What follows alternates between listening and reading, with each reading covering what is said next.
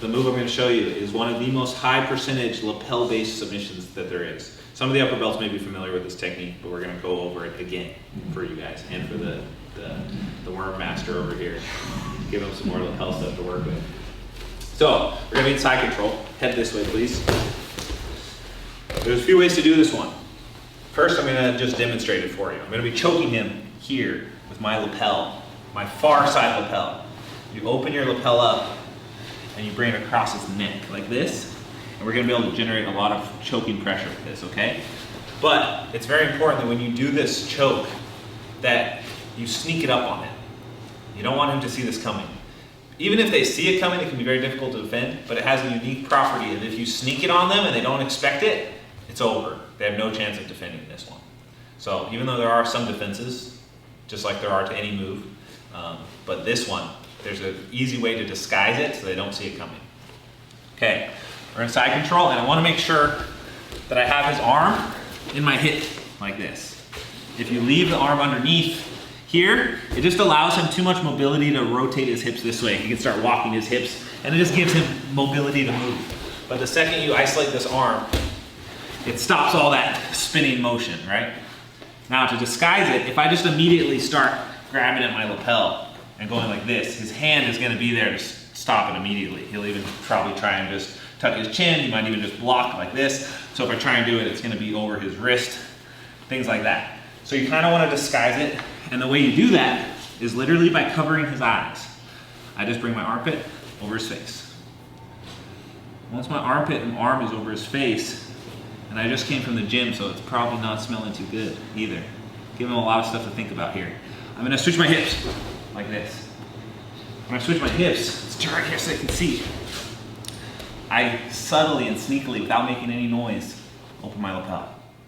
Okay? He won't be able to see any of this. For all he knows, I'm attacking a Kimura still. I'll like play with his wrist, controlling like this, make him think about something else, and then just open my lapel really fast, and then go back to what I was doing. Once it's out and open, putting just a little pressure here with my hips into his armpit gives him something to think about while I bring this over to my other hand. And you actually don't want to pass it to the other hand right away. Just bring it here near it. And then switch your hips back again. Blocking, make sure you connect your hip to his ribs here. Look how I keep his face covered. I keep his face covered until I'm ready to reach under his head. At this point, if he brings his hand to defend, he can only reach over the top of the lapel grip. He can't get it underneath where it would actually be effective. So I was over his head, I bring it over the top of my hand, and then expose it. This is where he'll realize that he's in danger, but at this point it's too late. Put a lot of pressure on his ribs with your ribs, and lift his head and pass the grip to your hand. It's okay, it's actually better to grab a little lower on the lapel for this one. If you grab too tight, you won't be able to rotate enough to actually generate choking pressure. But if you grab loose, it really lets you lock this position in and then start to get a lot of spinning motion here, because you're basically wrapping your own gi around his neck. It's not like a cross choke where you're putting pressure down on his throat. You're trying to wrap this lapel around his neck. Once you have this position here, all you need to worry about is make sure your elbow stays down as much as possible. Just don't lift your elbow like this. He might be able to weave his hands underneath, he might be able to armbar you. Just any space you give him here is gonna help him defend. So keep your elbow down, try and connect it to your chest or your ribs here and his shoulders. Keep it down, that's all you have to worry about. Then my right hand is going to go to the far hip.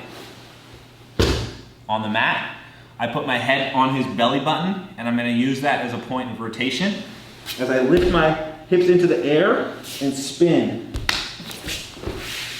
Okay? So what's cool about this is once you start spinning, he has nowhere to follow you to relieve pressure, because my hand is on his hip here, so he can't actually move his hips this way. If my hand wasn't there, he might be able to start walking with me. It probably won't save him, but it'll give him just a little bit of extra defense, right? Which we can take that away from him just by putting my hand there. So I put my hand by his hip, blocking that, put my forehead down in the middle of his stomach. I don't put my head on the mat here because now my own head is stopping me from spinning. You can still get the choke here. The choke is super tight, but we want to optimize it as much as possible. So to be efficient with the movement, bring your head on top and spin this way. If anything, you want to put your head on the opposite hip, on the ground, like this. I like to keep my head on his stomach, just in case I want to switch back to something else. Here. Are you okay? He's not asleep, is he? Okay. So you never know with these things.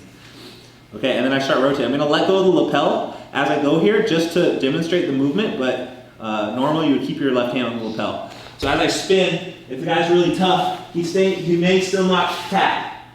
You actually just keep spinning here. And you can keep generating more force and wrapping that lapel around his neck, cutting off all sides. Okay?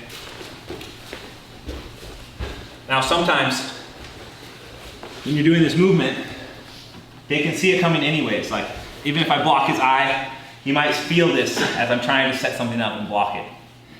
In these situations, you have to fake them out. And what you do is, instead of using just this lapel, you can use your other lapel. So sometimes here, I have a lot of control here. Like, he can't bridge me and bump me off. I'll control his knee. I'll keep my elbow and my hip connected tight so his arm's stuck like this. He can't really jump away or knock me off in this control. It's kind of a reverse scarf hold or reverse kesikatami.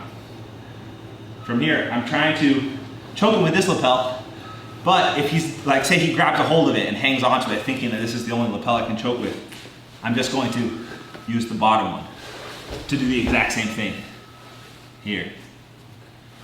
So even if he manages to get a hold of one lapel to defend it, maybe you trained with this person before and he knows your tricks, you got this second lineup for him.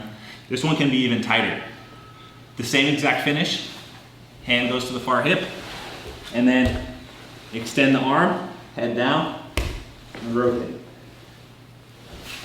You get the choke. Okay? So you want to play around with different lapels here. It's just off the basic side control, and you just cover the head. Look how my knee, turn this way more, Mike. When I'm in side control here, this is normal side control. Watch what I do with my knee. I slide my knee up under his armpit, so his tricep is on my thigh. Then I cover his head here. Then what this does is it allows me to maintain contact with his elbow and his arm the entire time as I switch my hips.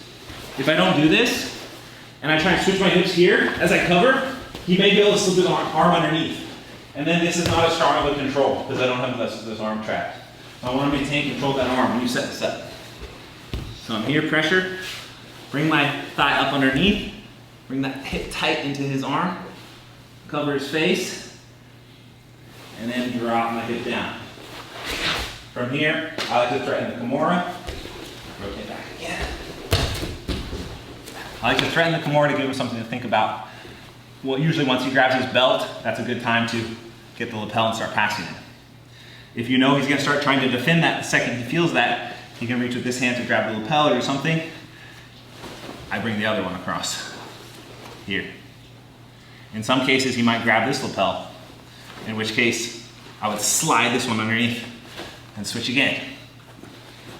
And then he's kind of confused, like which one does he even grab at this point? He can't grab both of them at the same time. You could literally just switch back and forth depending on how much he defends. You can even do both if you're crazy. No one's ever done this before. So those are your options. Once you get one of them, extend the arm, keep the pressure the whole time. I have my chest on him, then I put my head on his stomach. I kind of twist my elbow to force his chin into the choke and get the choke there. Okay? Any questions on that? Let's try it, guys. 1, 2, 3.